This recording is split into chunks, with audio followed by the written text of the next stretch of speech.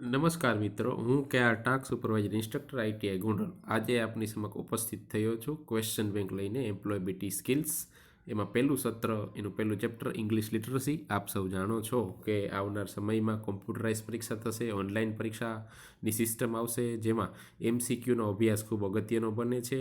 અને આપણે એમસીક્યુ ટેસ્ટની અંદર જ્યારે 4માંથી એક વિકલ્પ પસંદ કરવાનો હોય ત્યારે ઘણી બધી દ્વિધાઓ ઊભી થતી હોય તો થોડી સમજી રાખી હોય. આ ક્વેશ્ચન બેંક છે એક આદર્શ પ્રશ્નપત્ર રૂપમાં છે જે નિમી દ્વારા પબ્લિશ કરવામાં આવી છે. તમે એની વેબસાઇટમાં જઈને ડાઉનલોડ પણ કરી શકો છો. જેનો આપણે અભ્યાસ કરીએ તો લગભગ 60થી 70% પ્રશ્નો જે આપણે ક્વેશ્ચન પેપરમાં પૂછાવાના છે આમાં કવર થઈ જશે.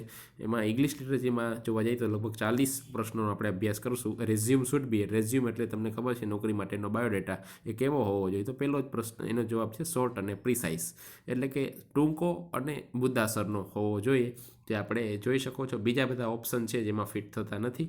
બીજું છે written description of duties and responsibilities to be carried out in a job, એટલે કે નોકરી દરમિયાન તમારે એ ભજવવાના થતા રોલ અને રિસ્પોન્સિબિલિટી એટલે જવાબદારીઓનું ટૂંકું વર્ણન, એને શું કહેવાય તો કે જોબ ડિસ્ક્રિપ્શન.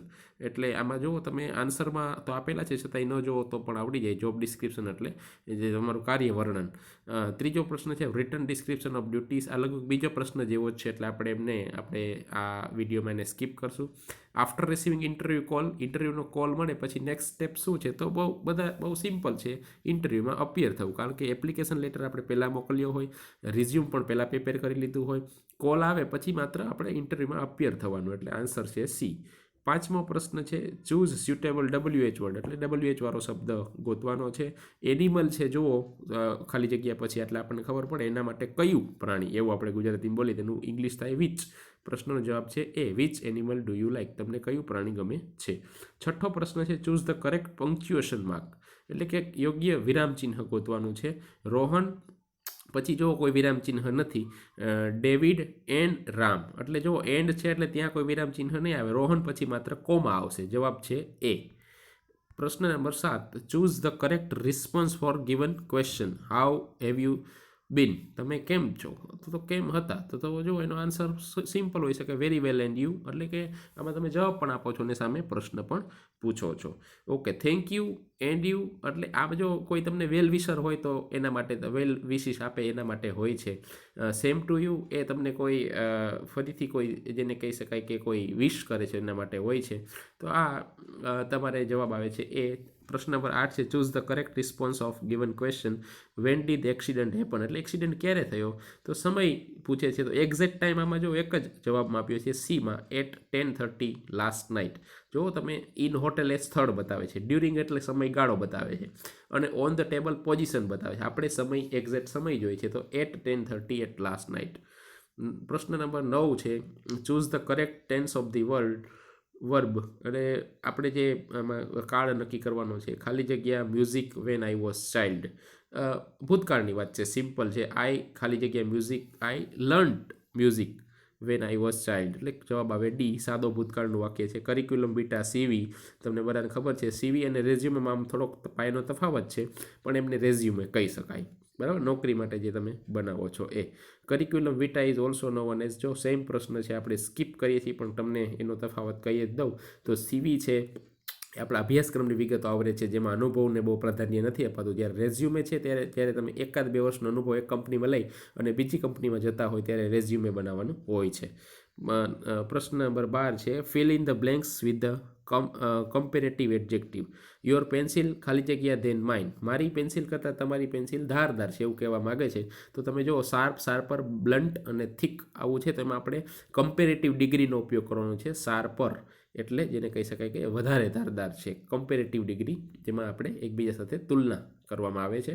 પ્રશ્ન નંબર 13 છે fill in the blank with the correct future tense. આમાં સાદા ભૂતકાળ નું વાક્ય છે, ખાલી જગ્યા વી ખાલી જગ્યા to the zoo after breakfast, બરાબર. ફ્યુચર ટેન્સ વાપરવાનો છે તો વી વિલ ગો, સિમ્પલ છે, simple future tense. 14 question number જોવા જાય તો fill in the blanks with the correct word. They ખાલી જગ્યા ગુડ ફ્રેન્ડ્સ, તો જો ધે બહુવચન છે એટલે એની પાછળ શું આવશે, ધે આર. જો આમાં વેર ક્યાંક હોત તો આપણે દ્વિધા થાત, પણ આમાં તો એક જ બહુવચન સૂચક સહાયક ક્રિયાપદ છે are. Fill in the blank with the present progressive tense, એટલે કે ચાલુ વર્તમાન કાળ. ટ્રેન એ સિંગલ એકવચન છે એટલે ઇઝ પાસિંગ. પ્રશ્ન વિકલ્પ છે બી એ સાચો છે. ઇઝ વત્તા આઈએનજી, એમ ઇઝ આર જે લાગુ પડતું ઈ વત્તા આઈએનજી એની રચના છે. પ્રશ્ન number 16, fill in the blanks with the proper interrogative adjective. પ્રશ્નાર્થ વિશેષણથી તમારે એમના જવાબ આપવાનો છે. વેર આર યુ ગોઈંગ આવે, જો આ ક્યાંક જવાની વાત છે એટલે વેર શબ્દ છે એ પ્રોપર રહેશે. પ્રશ્ન number 17, fill in the blanks with proper noun. I made this cake, મેં મારી જાતેમાં એક કેક બનાવી. તો જો એમાં માય સેલ્ફ એ આન્સર આવશે.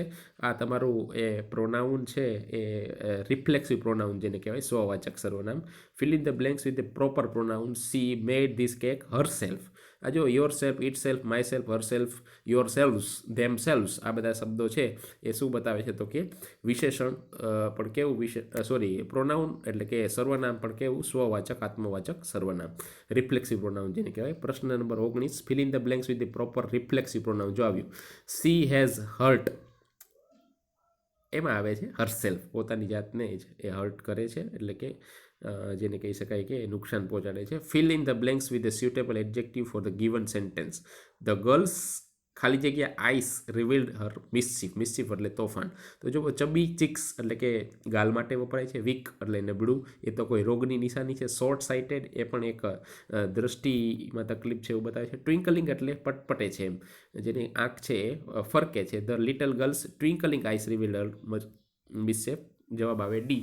Fill in the blanks with suitable place preposition. My house is on the third floor. તમે જોઈ શકો છો એટ છે એ પણ ન આવે, ઇન એટલે અંદર પણ ન આવે, અંડર એટલે નીચે પણ ન આવે, ઓન એટલે ત્રીજા ફ્લોર પર છે એમ પણ કહી શકાય. Fill in the correct question word. Question word એટલે સ્યુટેબલ તમારે પ્રશ્નાર્થ શબ્દ મૂકવાનો છે. ખાલી જગ્યા is the speaker at the function. Person વ્યક્તિની વાત થાય છે એટલે who is the speaker at function. જવાબ આવે ડી. પ્રશ્ન નંબર 23 જો જોવા જાઓ તો લો લેવલ લેંગ્વેજીસ. આ છે એ કોમ્પ્યુટરનો પ્રશ્ન છે પણ આમાં છે આપેલું છે low level language is also cold. Answer છે સી મશીન લેંગ્વેજ. પ્રશ્ન નંબર 24, પ્રોનાઉન્સિએશન રિફર્સ ટુ.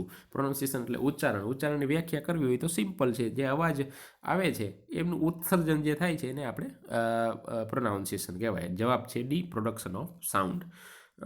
પ્રશ્ન number 25, rearrange the following set of words into meaningful sentence. Teacher, school, work, she. તો આમાં આપણે સિમ્પલ કહી શકીએ કે she worked as a teacher. She worked as a teacher at school. Answer છે B. પ્રશ્ન number 26, the word that expresses a sudden and strong feeling. તો જો લાગણીની તીવ્રતા દર્શાવે એને આપણે જેને કહી શકીએ કે ઇન્ટરજેક્શન કહેવાય, જેને કેવળ પ્રયોગી અવયવ પણ કહે છે. ઉદ્ગારવાચક શબ્દો પણ કહે છે. When you greet higher official such as teacher, instructor or supervisor, you should use good morning. તમે આ ગ્રીટિંગ એટલે સવાર જ્યારે મળતા હોય ત્યારે ગ્રીટિંગ્સ અને ઇન્ટ્રોડક્શન ટોપિકમાં આ વસ્તુ કવર થાય છે. Which is a silent letter. Silent letter એટલે મૂક અક્ષરો જે શબ્દોમાં જોવા મળે છે. આન્સરમાં તમને બધાને ખબર છે કે ડબલ્યુનો ઉચ્ચાર છે એ સ્વર નથી થતો, આપણે આન્સર બોલીએ છીએ. ડબલ્યુ છે એ સાયલેન્ટ રહે છે. Which one is do's of discussion. Do's and don'ts આવા એક ટોપિક ભણાવવામાં આવે છે. ડૂઝ એટલે શું કરવું ને ડોન્ટ્સ એટલે શું ન કરવું. તો આમાંથી શું કરવું જોઈએ? લૂઝ યોર ટેમ્પર, ગુસ્સો અથવા તો મગજ ઉપરનો કાબુ ગુમાવો નહીં. લિસન ટુ અધર્સ, યસ આ કરવું જોઈએ એટલે જવાબ છે બી. બીજા બધા જે જવાબ ફિટ બેસતા નથી. Don'ts of discussion. જો 30મો પ્રશ્ન છે ડોન્ટ્સ, જેમાં ડૂઝ હતું એમાં ડોન્ટ્સ છે શું ન કરવું જોઈએ. બી ઓપન માઇન્ડેડ, તો આ તો કરવું જોઈએ. Use moderate tone, simple tone વાપરવો જોઈએ, આ કરવું જોઈએ. લિસન ટુ અધર, આ પણ કરવું જોઈએ. આર્ગ્યુ અનનેસેસરીલી, બિનજરૂરી દલીલ કરવી, આ ન કરવું જોઈએ. પ્રશ્ન નંબર 30માં જવાબ આવે છે છેલ્લો ડી. પ્રશ્ન નંબર 31 છે which one is brain of computer. તમને બધાને ખબર છે સીપીયુ, સેન્ટ્રલ પ્રોસેસિંગ યુનિટ છે, બ્રેઇન છે. જવાબ છે B. Which one is cardinal number. હવે કાર્ડિયલ નંબર અને ઓર્ડિનલ નંબર આ બે જરાક શીખવાની બાબત છે, જે તમે શીખ્યા છો. કોઈ સંખ્યા દર્શાવે છે, આંકડો દર્શાવે છે, તેને કાર્ડિયલ નંબર કહેવાય અને પોઝિશન બતાવે છે. દાખલા તરીકે 5 એ સંખ્યા છે તો કાર્ડિનલ નંબર કહેવાય, જ્યારે 5th એ છે ઓર્ડિનલ નંબર કહેવાય. Which one is cardinal number. Again આમાં પણ 3 જવાબ છે. ડી એ જવાબ સાચો છે. Which one is a cardinal number. આમાં પણ જવાબ છે એ 1 એ છે ડી. જો હવે જુઓ તો which one is a cardinal number, again 1/5 second. જો આમાં છે 1 છે એ શું છે, સંખ્યા દર્શક છે, તો જવાબ આવે A. Which one is exclamatory sentence, ઉદ્ગાર વાક્ય કયું છે, તો તમને બધાને ખબર છે વોટ અથવા આવથી શરૂ થતું હોય, પછી આર્ટિકલ એ એન્ડ ધ હોય, અને પછી એડજેક્ટિવ કે વિશેષણ હોય. એવું આમાં તમે જોવા જાવ તો એ વાક્ય રચના ફિટ બેસે છે એમાં. વિકલ્પ એ છે સાચો જવાબ છે. What a beautiful house is this. બરાબર. ત્યાર પછી 37મો પ્રશ્ન છે which one is active voice. Active voice એટલે કે કર્તરી વાક્ય રચના કઈ છે, અને પેસિવ વોઇસ એટલે કર્મણી વાક્ય રચના કઈ છે, જેમાં કર્તા પ્રધાનપણે કામ કરતો હોય કર્તરી વાક્ય રચના કહેવાય. Ram has pass the exam. બાકી બધામાં જો કર્મ છે એ આગળ છે, તો તમે જોઈ શકો છો કે એ છે સાચો જવાબ છે. Which one is a passive voice. 38મો જે પ્રશ્ન છે એમાં પેસિવ વોઇસની જો વાત કરવામાં આવે તો એમાં Mohan is painting a house. તમે પણ જો આમાં કરતા વત્તા એમિઝાર વત્તા આઈએનજી ચાલુ વર્તમાન કાળનું વાક્ય છે, પણ એક્ટિવનું છે. અગેન બીમાં પણ શું છે તો કે પહેલાં કરતા છે પ્રધાનપણે છે, એ પણ ન આવે. ત્રીજું છે યસ, જુઓ સી, એ સાચો જવાબ છે. Her birthday was celebrated by us. આ છે સાદો ભૂતકાળ પેસિવ વોઇસ, એટલે કે કર્મ પહેલાં, પછી વોઝ અથવા વેર જે લાગુ પડતું હોય, પ્લસ V3 એટલે કે ભૂતકૃદન, વત્તા બાય નેસેસરી છે, કમ્પલસરી છે, અને પછી છે એ કરતા આવે છે, એટલે કે સર્વનામ કર્મણી સર્વનામ છે વપરાય છે બાય અસ. બરાબર. તો જવાબ છે સી. 39મો પ્રશ્ન જોવા જાય તો which one is not a conjunction. Conjunction એટલે સંયોજક નથી એવું કયું છે. એન્ડ છે સંયોજક છે, ઓર છે સંયોજક છે, બટ છે પણ સંયોજક છે, ઓન શબ્દ છે એ નથી. મિત્રો એ તમને ખબર છે પ્રિપોઝિશન છે, સંયોજક નથી. Which one is not a benefit of role playing. Role playing એટલે એક એવી મેથડ છે જેના દ્વારા તમે કોઈ પણ વસ્તુ છે સમજી શકો, સમજાવી શકો. Which one is not benefit. આમાંથી બેનિફિટ કયો? Build confidence. યસ, એ તો બેનિફિટ છે. Develops listening skill. યસ, શ્રવણ શક્તિ વધારે છે, એ પણ એક બેનિફિટ છે. Develops creative problem solving skill. Problem solving છે, કોઈ પણ પ્રોબ્લેમ ઊભો થયો અને તમે રોલ પ્લે કહેતા નાટકના રૂપે શીખો તો એ તમને સરળતાથી એમનું એક્ટિંગ બાય ડુઈંગ એટલે કે શીખતા તમે એ શીખી જાઓ છો. ડેવલપ્સ બોર્ડમ. કંટાળો નહીં, બિલકુલ કંટાળો ન આવે, તો જવાબ છે ડી, એ એક બેનિફિટ નથી. બરાબર. જવાબ ડી આવે છે. Which one is not a vowel. કયો આમાંથી સ્વર નથી? A E I O U 5 સ્વર છે, તો એ સિવાયનો F શબ્દ છે, વિકલ્પ આવે સી.